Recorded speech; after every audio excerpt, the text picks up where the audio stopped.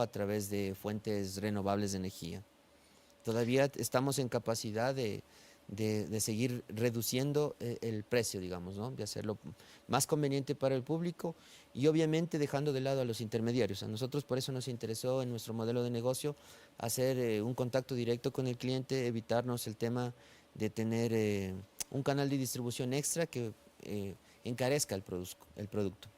En esto pesa mucho entonces la sensibilidad, la decisión y el respaldo de los consumidores frente a dos alternativas del mismo precio, una importada y otra de producción nacional. Pesa muchísimo la decisión de los consumidores de apoyar lo nuestro. ¿Hacia dónde va EcoHit? ¿Cuáles son sus próximas metas en el año que decurre y más allá?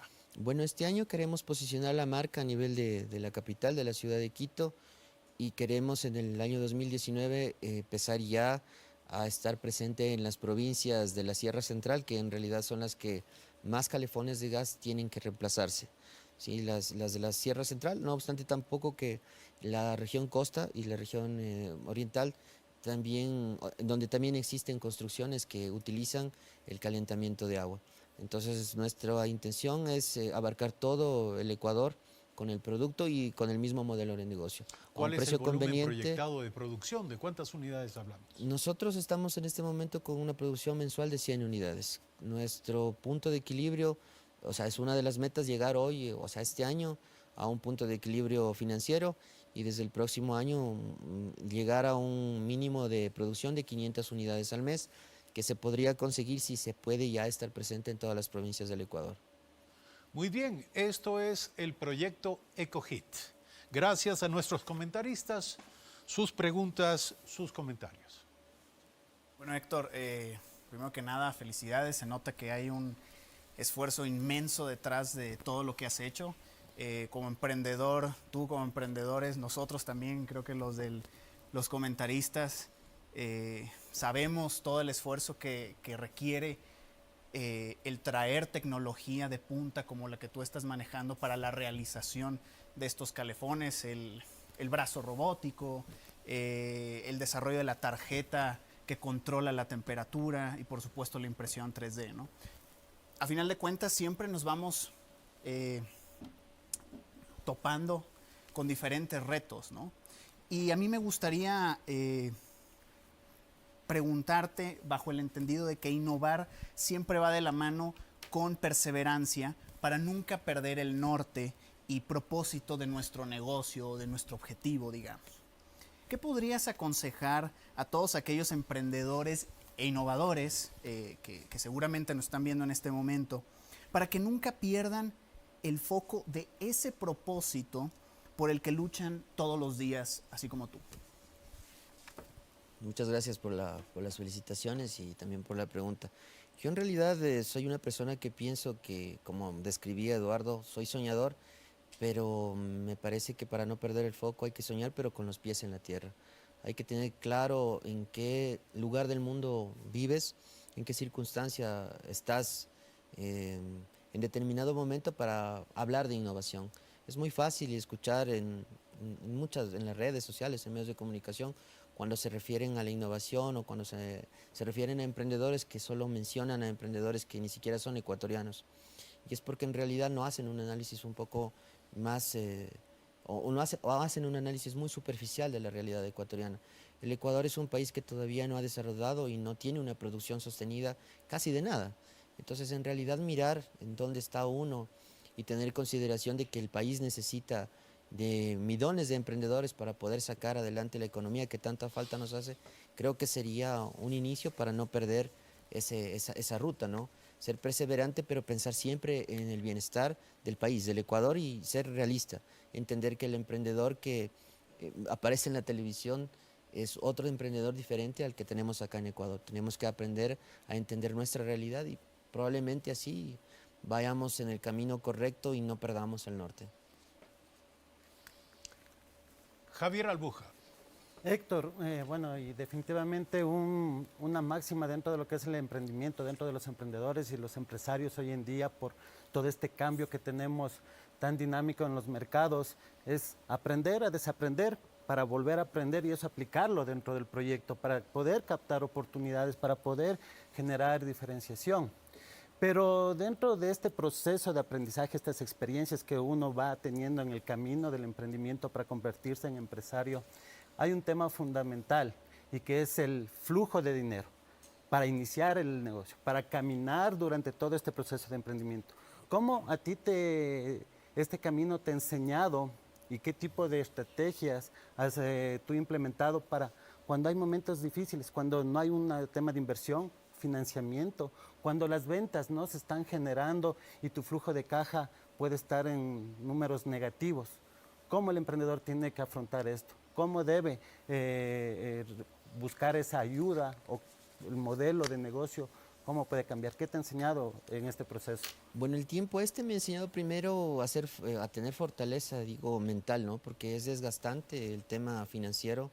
En realidad, conseguir recursos para en el país tratar de hacer un proceso productivo novedoso, nuevo, con tecnología de punta, es crea bastantes dudas, digamos, en los inversionistas. ¿Cómo ha logrado, perdón, quiero complementar la pregunta, cómo ha logrado Ecogid financiarse hasta ahora? Bueno, nosotros inicialmente lo que hicimos, como decías, participar en concursos de emprendimiento, logramos ganar también el Banco de Ideas de la Cenecid, que nos aportó con capital semilla, que a nosotros nos sirvió para hacer la construcción de una parte del galpón industrial y la importación de maquinaria.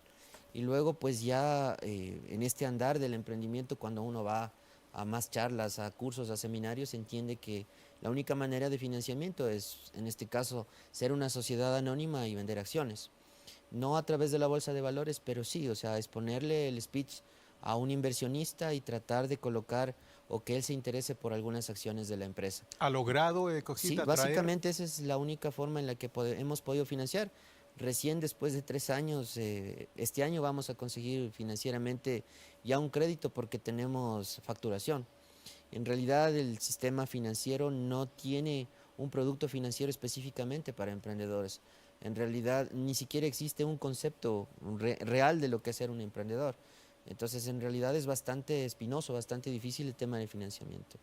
Pero lo hemos conseguido, vuelvo y repito, aprendiendo en este tema de concursos que sí han hecho como política pública un beneficio a muchos emprendedores, pero también entendiendo, mi profesión, yo soy ingeniero de empresas, entonces en realidad sí entendía que si yo formaba una sociedad anónima probablemente podía negociar acciones, pero lastimosamente no todo el mundo tiene ese conocimiento de que podrías hacerlo de esa forma. Pero es una sugerencia, si la gente me escucha, que lo haga de esa forma, es una manera bastante coherente. Y a la gente que hace política pública, sí me gustaría decirle que el tema de poder desarrollar la bolsa de valores aquí en el Ecuador será muy importante para financiar no solamente en este caso nuestro proyecto, sino miles de proyectos que están quedados. Yo soy presidente de la Asociación de Emprendedores Ecuatorianos. Somos 2.500 socios que tenemos básicamente el problema de financiamiento, ¿no? Ahora, no necesariamente el financiamiento es lo único que sirve en el emprendimiento, porque en mi caso, por ejemplo, agradezco mucho el que haya yo conocido el proceso de incubación. Si la incubación probablemente, y a pesar de la profesión que tengo, probablemente no hubiese aprovechado los recursos como los aproveché financieramente, con la asesoría, con la mentoría de alguien que probablemente sea mucho más objetivo en el tema de mi emprendimiento, o bueno, ya de la empresa, porque uno se enamora mucho del proyecto de uno, del producto de uno, y necesita un poco desapegarse de ese afecto que le tiene y seguir un poco de consejos de una persona un poco más abierta, digamos, a este tema. Entonces, ese sería, digamos, un poco la respuesta al tema de financiamiento. Freddy Ordóñez.